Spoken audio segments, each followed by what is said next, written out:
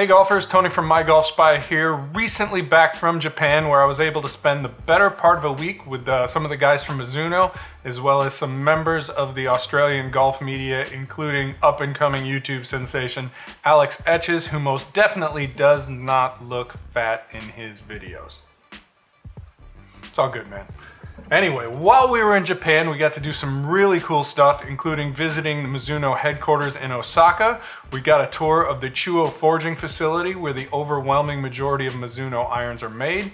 And finally, we toured the Yoro R&D facility, which in addition to doing things like wind tunnel testing for golf balls, also handles some fitting stuff, as well as a lot of the custom designs we often see on Instagram before we get all upset because you can't get the stuff in the USA. We also got to spend time with Mizuno's Meister Craftsman Turbo, who you may know from some of the things Nick Faldo has said. The guy is amazing with what he can do with a golf club, and just watching him work was an absolute experience I will not forget anytime soon. Anyway, we have a lot of great content that should come from that, and I hope to begin sharing that with you soon.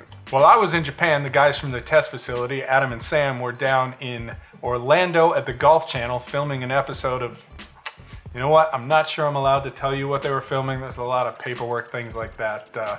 You know what, we're gonna keep that under wraps for now, but suffice to say you'll see them on the Golf Channel soon, and that is pretty exciting for us here at mygolfspy, and hopefully you enjoy what comes from that as well.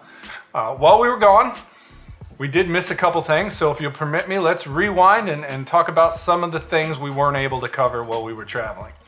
We've got a couple stories from PXG. The first is a new initiative called PXG for Heroes. As you may know, Bob Parsons was a Marine, and he credits the Corps with helping shape him into the man and ultimately the success that he is today. So what this new program is a 50% discount to active duty and retired military personnel on PXG Gen 1 irons and wedges.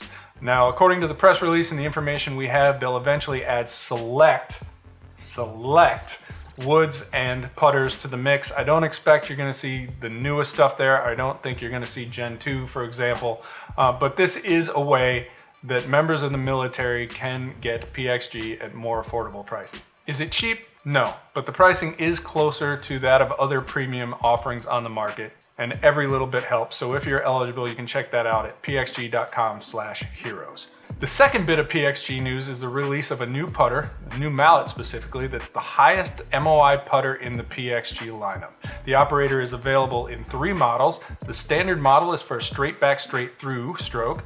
The P model is for golfers with a slight arc in their putting stroke, and finally the H model, the operator H, is being described as a mid-arc or moderate arc style. Now, it does have adjustable weighting. Weights are available from about 2.5 to 20 grams, and the idea is you can change the total weight of the putter from about 330 grams to 400 grams. Now, this isn't something PXG expects the owner to do. This will be part of the fitting process as with any other PXG club. Now, the internet, being what it is, has pointed out some similarities between the new operator putter and Taylormade's popular Spider putter. If you're asking me if I see similarities, hell yes. If you overlay the two, they're very similar, certainly if you're looking at the shadow, the outline, whatever you want to call it. Now, is it enough to get PXG sued? I don't think so. So it's certainly not on the level of the P790 from Taylormade and PXG's original 0311 irons. So if nothing else, I think what we can say is that's fair, right? And finally, we've got a new Chrome Soft Truvis colorway from Callaway Golf. The Stars and Stripes edition is the first time we've seen Callaway mix different patterns and colors on the same golf ball, and it could be an indicator of what the company hopes to do with the Truvis franchise in the future. You know, because white is so boring. Actually, white is kind of boring, but it does remain the #1 selling color, in so much that white is a color on the market today. But it's worth noting that the popularity of yellow, some of the matte colors we've seen, of course, and of course Truvis is on the rise. In fact, Truvis is becoming so popular that some golfers have actually started collecting them. Yours truly included. Check this out. I got 3. Kind of awesome, right? With Memorial Day, the 4th of July, and of course the Ryder Cup right around the corner, one could argue that the new Stars and Stripes edition is the absolute perfect golf ball for summertime here in America. Now, while it should be pointed out that Callaway is not calling this a limited edition, it's certainly not part of the full line either. And so quantities are somewhat limited in so much as Callaway says, when they're gone, unless it decides to make more. So make of that what you will.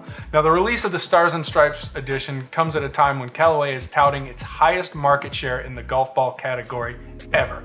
And while there is truth to that, it's absolutely true, as with many things in the golf equipment industry, there is some nuance there.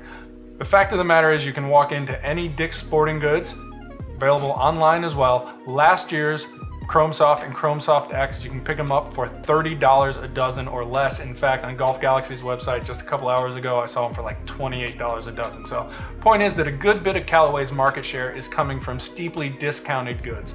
That runs in contrast to the club side of the business, where Callaway doesn't discount, preferring to leave things on the shelf at full price until they are gone.